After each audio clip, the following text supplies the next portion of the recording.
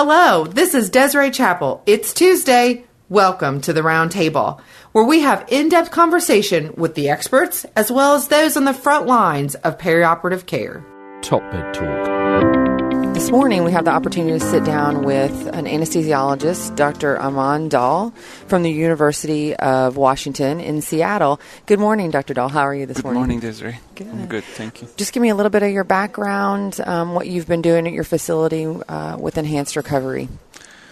Well, like all the great leaders of ERAS programs that I trained in the UK, in Nottingham, and then after doing my anesthesiology residency there, I come to Seattle to work in a trauma hospital, the Harborview Medical Center, which is part of the University of Washington. And I have been there for about 10 years now.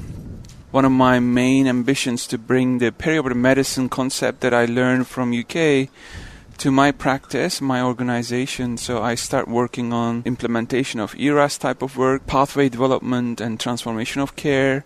And we had great opportunity to work with leaders of this field. We are one of the sites for the IHI Institute of Healthcare Improvement. So we have been doing a great work at Seattle.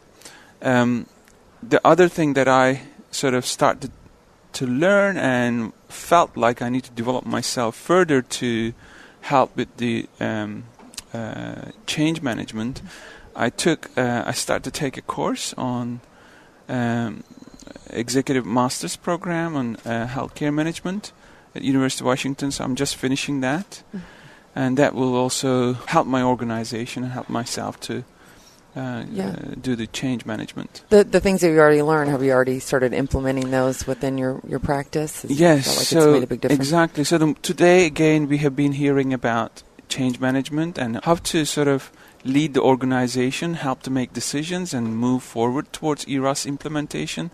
So that sort of thing is, I think, critical for sustainability of change, because we're always sort of talking about let's put some care elements to help with the patient outcomes.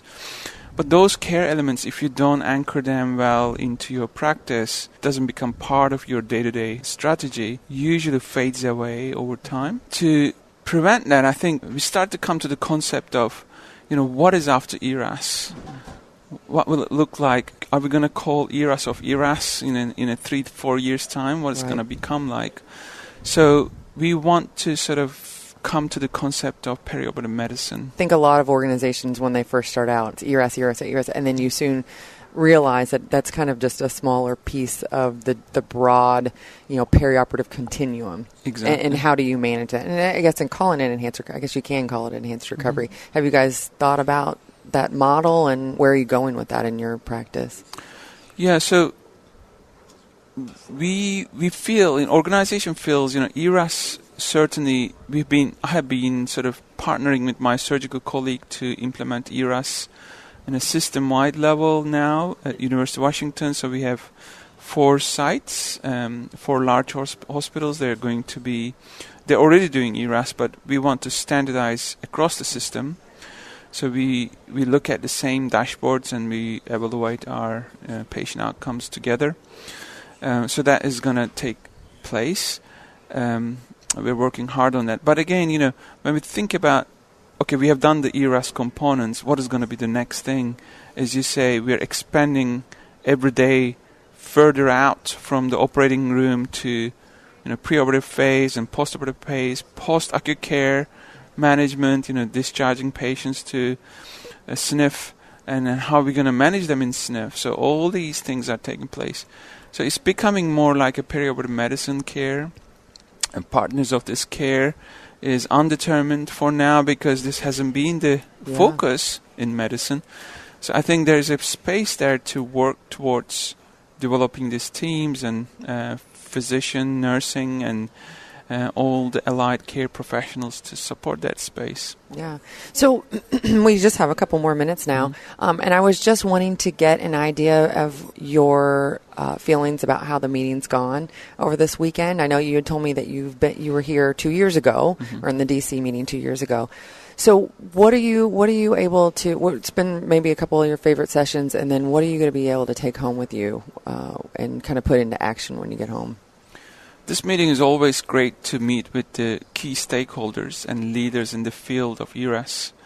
So I had a lot of one-to-one conversations and opportunity to discuss my practice compared to others and learn from their experiences.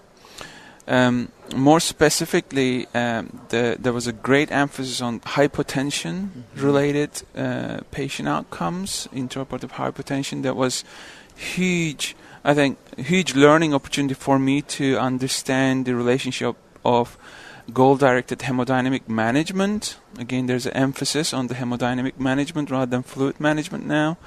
That will guide us to make change in our own practice. So that's going to be great. I learned during this period. It was nice to see the nursing leaders coming up with their sort of success stories and creating examples. And so that will I take definitely to my nursing leadership.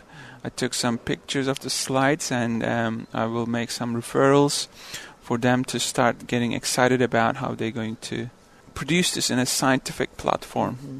Yeah, that's great.